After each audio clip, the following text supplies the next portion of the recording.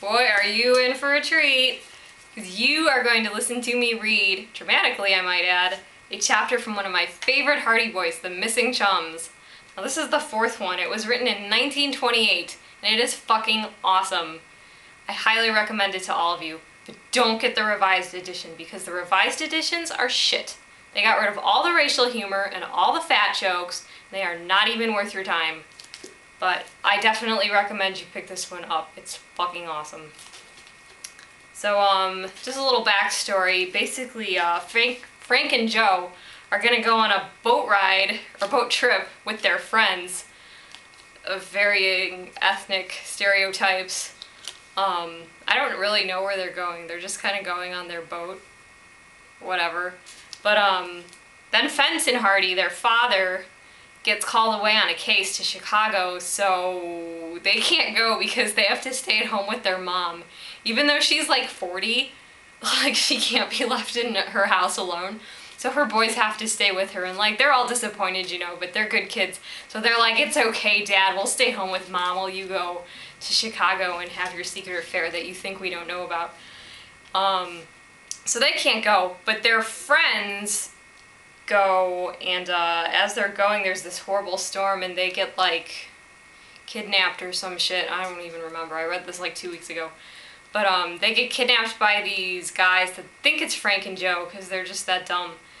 And so that's why it's called The Missing Chums. It's pretty fucking cool. I'm so well spoken, aren't I? So this is chapter 3, A Shady Trio.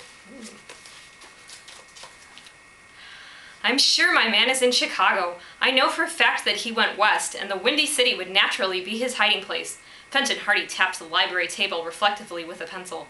Mrs. Hardy put aside the magazine she had been reading. Are you going to follow him? I'll trail him right to the Pacific coast if necessary.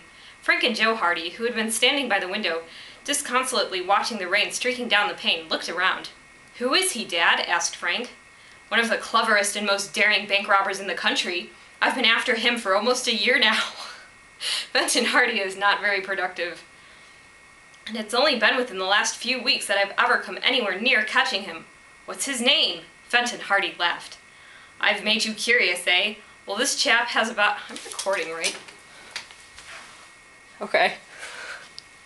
The light wasn't on with the camera. I was like, fuck, if I record this whole thing and it's not even recording, I'm gonna be really pissed. Anyway. I've been after him for almost a year. Oh, you're right. Fenton Hardy sucks at his job. I've been after him for almost a year now, and it's only been within the last few weeks that I've ever come anywhere near catching him. What's his name? Fenton Hardy laughed. I've made you curious, eh? Well, this chap has about a dozen names. He has a new alias every week, but so far as the police are concerned, he's known as Baldy Turk. Because he's bald as an egg. The Turk was just thrown in there for a little racial fun. He and his gang held up a bank in a small New Jersey town about a month ago and got away with over $10,000 in broad daylight. That's how I managed to get trace of him again. Even the police didn't know Baldy Turk was mixed up in the affair because he was wearing a wig that day. But he double-crossed one of the members and his gang out of his share of the loot. And that fellow told the police, ventured Joe. Mr. Hardy shook his head. Not the police. He didn't dare go near them because he was wanted for 2 or 3 robberies himself. But he came to me and tipped me off as to where Baldy Turk could be found. He wanted revenge. I went to New York where Baldy was in hiding, but evidently some of his friends knew I was on his trail, and he disappeared before I could lay my hands on him.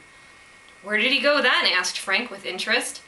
He hid out on Long Island for a while, but I managed to pick up the trail again and went after him, but he was too smart for me. He got away in a fast automobile and took a couple of shots at me in the bargain. I managed to get the number of the car and traced it to Manhattan, and later found that Baldy Turk had left the East altogether. He bought a ticket to Cleveland, doubled back to Buffalo, and managed to shake me off. What makes you think he's in Chicago?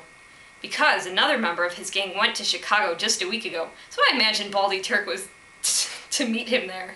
It's just, yeah, sure, why not, Chicago. In any case, Chicago is a thieves' paradise, so it seems logical that Baldy Turk would make for there. It is, it's true. And you're going after him. Gee, I wish I could go, declared Joe. Fenton Hardy smiled. "It's no job for a boy," he said. "Baldy Turk is a bad man with a gun. If I ever do find him, it will take some maneuvering to get the handcuffs on him, I'll tell you." "You'll be careful, won't you, Fenton?" said Mrs. Hardy anxiously. "I am always frightened whenever I know you're after one of these desperate criminals." "I'll be as careful as I can," Laura promised her husband, "but in my business I have to take chances. Baldy Turk knows I'm after him, and he doesn't mean to be caught if he can help it. He or any of the men in his gang would shoot me on sight. There's a standing reward of $5,000 out for Baldy. That's like $1 million in today's terms. And besides, the Bankers Association have promised me a handsome fee if I can get him behind bars and break up the gang." "I won't rest easy in my mind until you're back home safe," Mrs. Hardy declared. She's not very good at talking. "Don't worry about me," replied her husband, going over to her and patting her shoulder reassuringly. There, there. I'll get back safely all right, and Baldy Turk will be in jail if I have to chase him all over the States. The boys will look after you while I'm away." You're like, fuck. "You bet we will," Frank promised. He's such a good boy. "I'm sorry it keeps you from going on that motorboat trip with Chet and Biff," Mr. Hardy remarked. "Perhaps you can arrange another jaunt after I come back." "We're not worrying about that, Dad. We don't mind staying at home with stupid Mom." Bitch. "That's the spirit," approved their father. "When do you leave?" Frank asked. "I'm waiting for a letter from a friend of mine in Chicago." Do you know who lives in Chicago? Carson Drew lives in Chicago. Just saying.